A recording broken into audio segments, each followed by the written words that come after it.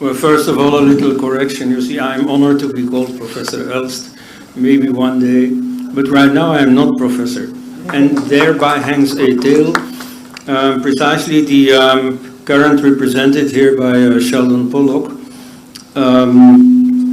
is fairly responsible for blocking my access to the academic system.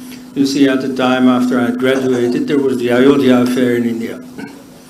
And so I took a stand on that, on the Hindu side, or rather on the scientific side, because asserting that there was a Hindu temple there, displaced by the mosque, is simply a fact of history. And so all real historians should have said that. They said the opposite.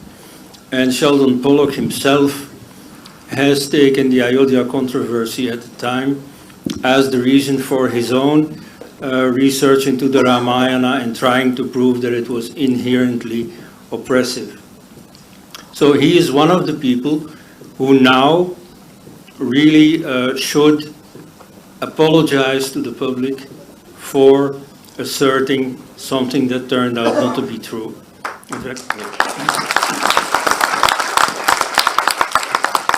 In fact, at that time, we already knew enough about it. We had already enough evidence to be sure that there was a temple there. But if there was any doubt, now we certainly know. We have the excavations, we have found the foundations of the temple. So, not only to Sheldon Pollock, but to Romuald Thapar and so on, it really is only proper that they apologize. Now, one chapter in this book that has very much caught my attention is the one on Buddhism. You may not sufficiently realize it, but Buddhism has been turned into a mighty weapon against Hinduism. Like you see when Hindus say, oh, Muslims have destroyed so many temples and so on, then pat comes the answer, but Hindus have also destroyed Buddhist temples and Nalanda University and so on. That's not true, but it's a very common story, and Hindus are often not ready to respond to it.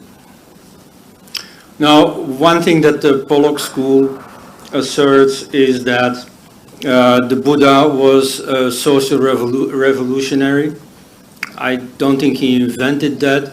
It already started in the 19th century when European scholars started seeing the Buddha a bit like Jesus vis-a-vis Judaism.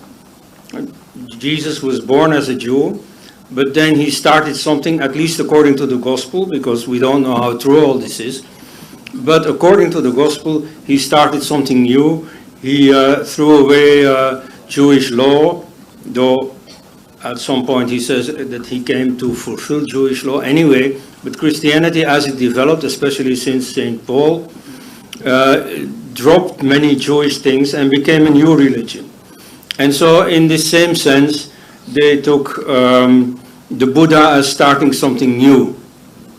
In fact, if you read the life of the Buddha in the original sources, you do not find any moment at which the Buddha breaks with Hinduism. Or the term Hinduism didn't exist yet, but that he breaks with whatever traditions existed around him. But so he was construed then in the fashionable ideas that came up in the 19th century, that became very fashionable in the 20th century, namely egalitarianism especially. And so he came to break the oppressive caste system and bring egalitarianism. Now, the truth is that the Buddha was an elitist par excellence. Of course, by his background already, he was the son of the president for life of the Shakya Republic. He was a member of the Senate of the Shakya Republic. He was a Kshatriya, an upper caste person. He called his teachings Arya, and many Hindus make a big effort to prove that this means noble.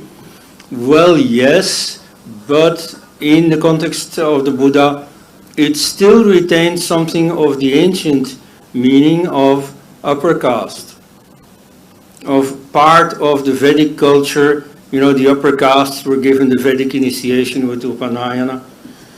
And so that is still there. Also his physique he is described as being very tall and very white-skinned relative to the average in Bihar where he came from. So that is not exactly the stereotype of a tribal, of a so-called native, as against the so-called Aryan invaders. So we find very little of that social revolutionary thing, especially if we look at what he was about. You see, he was teaching a spiritual path, a specific system of meditation. Now, if you want to do meditation, if you want to reach liberation, then one thing not to do is to start a social movement. Because, you see, he strongly warns against worldly attachments, worldly desires, and so on. But there, at least, some people manage to fulfill their desires. Many people dream of becoming rich. Some people also do become rich. It can be done, not in every case, but some people do it. But, if you want to reform society, if you want to create a utopia, that's a far, far, far bigger job. You see, the rest of your life you'll be doing nothing but that. You can forget about your spiritual path. So, you see, if you do history like these people, like the Pollock School, for instance, like the neo-Ambedkarites in India do, you project modern concerns, modern egalitarianism onto ancient figures like the Buddha, and then you just have bad history. You have propaganda. You see? And so, in creating his spiritual path, the Buddha mostly draws from whatever he found around him. You see, he had two yoga teachers, who taught him all kinds of techniques. And of course, at some point he left them and he wanted to do better. You see, but that is normal. You see, in Hindu history, you have many of these cases. And, you are free to, you don't stay a pupil forever. At some point, you find your own way, and this is normal, this is permitted. Richard Gombrich, a typical anti-Hindu scholar of Buddhism, you see, who essentially assumes that Hinduism bad, Buddhism good. That's the very short formula for this line of scholarship. Even though he is anti-Hindu, he nevertheless documents that the Buddha several times quotes the Brihadaranyaka Upanishad. And of course, you see, when Buddha gave sermons, it didn't come with footnotes. He didn't say, this is taken from chapter so many and verse so many from the Upanishad. But nevertheless, the text is there. It's literally the same thing as in the Brihadaranyaka Upanishad. And so, this is not quite revolutionary. Well,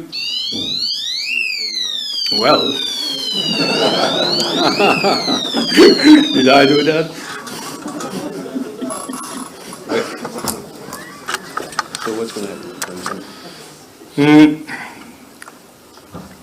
So, some more physical, more tangible examples of the continuity between the Buddha and preceding spirituality is, for example, the treatment of the Vedic gods. You see, some Vedic gods, like Indra, have fallen into disuse among Hindus. Well, not in Buddhism. In faraway Japan, you find Buddhist temples where Indra is worshipped. Or, practically every Japanese village, you find Saraswati being worshipped. Benzai Ten. She's part of a system of the 12 solar gods, the 12 Adityas. And so they are worshipped. They were taken along by the Buddhists. The Rama story has been exported. Oh, and important. It is said that, Buddhism good, Rama bad.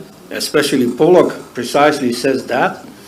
Now, it is the Buddha himself. It's not the Vishwa Hindu Parishad or something. No, it is the Buddha himself who says that he was a reincarnation of Rama. You see? later some, Puranic authors created the system of, they're both incarnations of Vishnu. Okay, that may be a Hindu innovation, but the very fact that he is integrated in the existing system with Rama, you see, that is the Buddha's own contribution.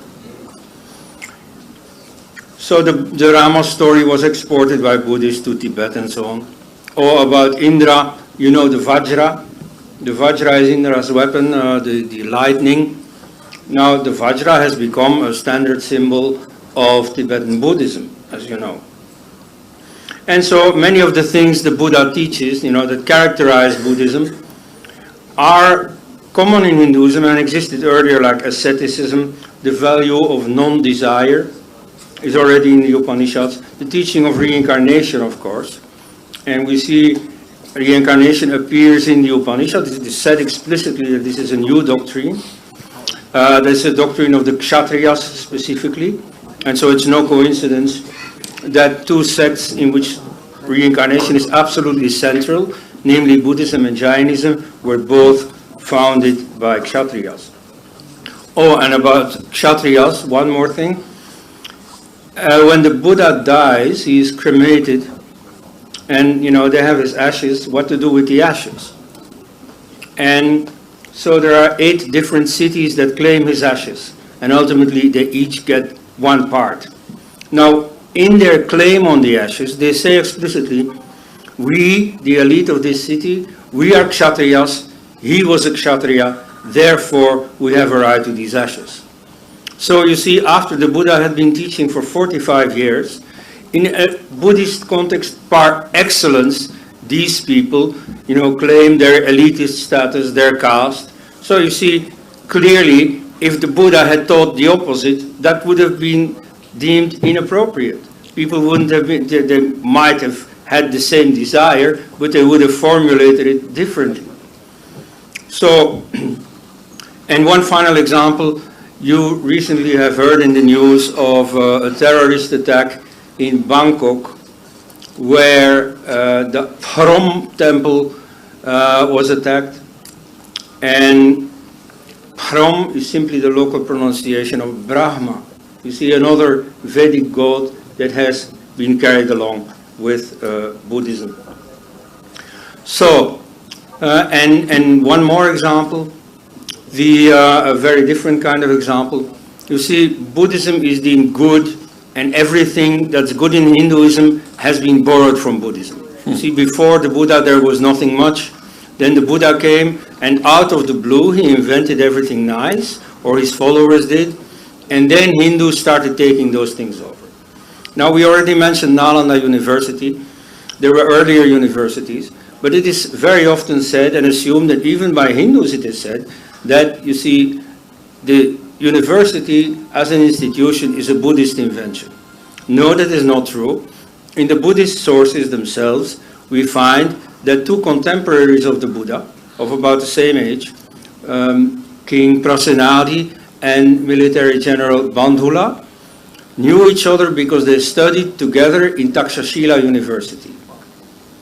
Now, the Buddha himself at that age was too young to have founded that university. Okay, so the university existed before him. In fact, that's more or less the time, they assume, of Panini, who was teaching there at that university. So, you see, the university is a Hindu institution. And the Buddhists adopted that institution because it was there and because they were part of Hindu society. You see, there is never the Buddha or anyone after him until Ambedkar in 1956 who breaks with Hinduism in order to become a Buddhist. So it is very important to say, as against the Pollock school, that, you see, there is a complete continuity between Buddhism and Hinduism. Thank you.